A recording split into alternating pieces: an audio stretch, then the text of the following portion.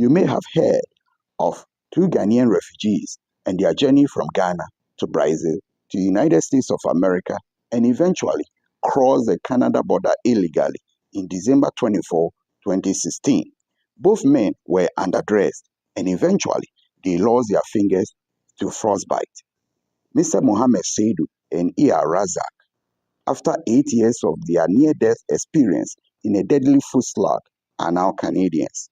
Today, I share their deadly foot-slog experience in a story with you.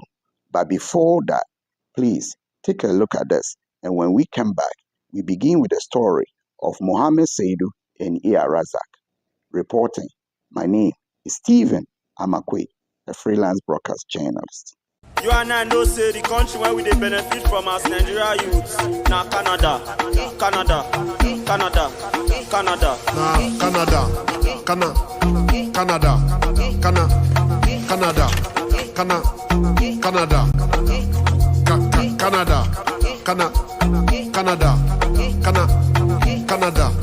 Canada.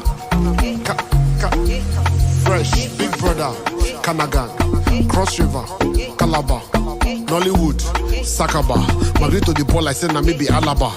Put in Canada.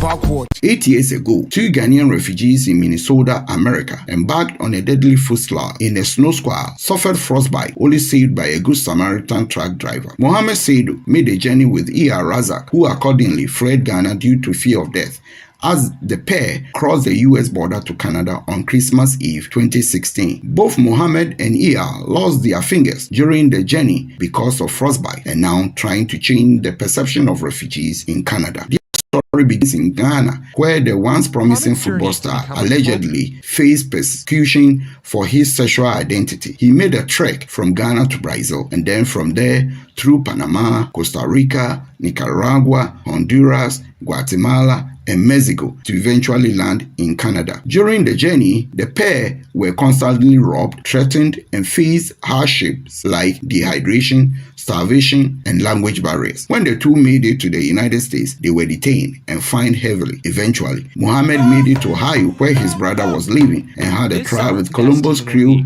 a football professional team, but failed to make the team. As an Islamic person of color who didn't feel safe under former President Donald Trump because of the political climate during the time, Mohammed Saidu and E.R. Razak escaped to Canada through the deadly foot-slog. However, Mohammed and his friend E.R. Razak didn't research Canada before they set off on foot from Grand Forks in December 2016, as both men were underdressed, and ultimately they lost their fingers to frostbite. After walking on several hours on that deadly snow squall night to just outside the city of Emerson, they were found by a truck driver and rushed to a hospital in Morris. Few weeks after, they were transferred to the Health Sciences Center in Winnipeg for further treatment, and that is where they learned they were going to lose all their fingers. Mohammed Saidu recounted his experience with the doctors. Quote, "I was traumatized. I didn't expect it to happen to me and my friend. I was crying, asking myself, how can I work? How can I eat? How can I work without my fingers?" The doctors were very helpful. They were telling me, "Oh, you can still work. You can do a lot of things. Just that, like,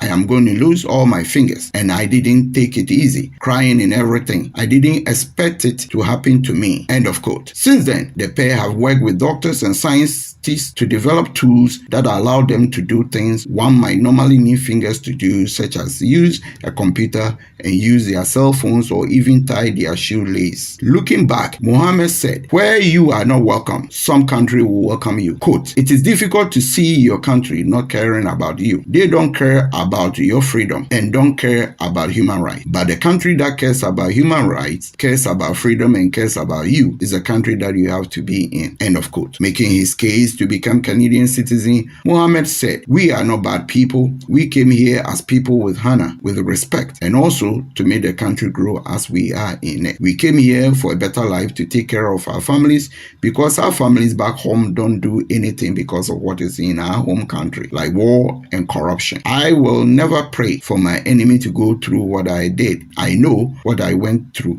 Mohammed said, quote, "It is painful. It was a mistake that I made, but I don't regret it anymore." End of quote. Meanwhile, Mohammed's life so far have made him more determined to give back to people around him from a position of leadership. Mr. Mohammed Saidu and Iya Razak, after losing their fingers to frostbite, feared they might never fit in society again. However, they have become stronger because of it. Reporting, my name is Stephen Amakwe, a freelance broadcast journalist in Toronto, Canada. Bye-bye.